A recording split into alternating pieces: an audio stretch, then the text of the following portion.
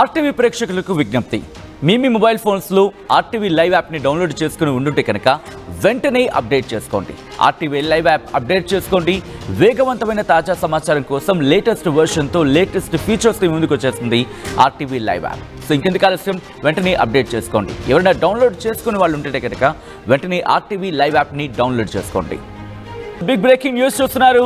తిరుమలలో RTC bus driver పై constable దాడికి పాల్పడ్డాడు.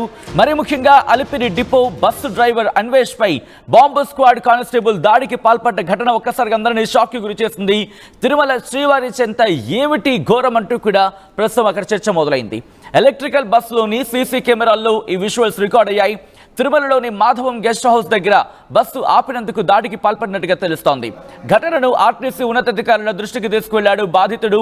తిరుమల పోలీసులకు ఆర్టీసీ యూనియన్ నాయకులు ఫిర్యాదు చేశారు. విజువల్స్ మీరు చూస్తున్నారు ఆర్టీవీ స్క్రీన్ మీద. డ్యూటీలో ఉన్న డ్రైవర్ పై దాడి చేసినందుకు కానిస్టేబుల్ మీద చర్యలు తీసుకోవాలంటూ డిమాండ్ ఇప్పుడు వినిపిస్తోంది. మీరు విజువల్స్ మీరు చూడొచ్చు.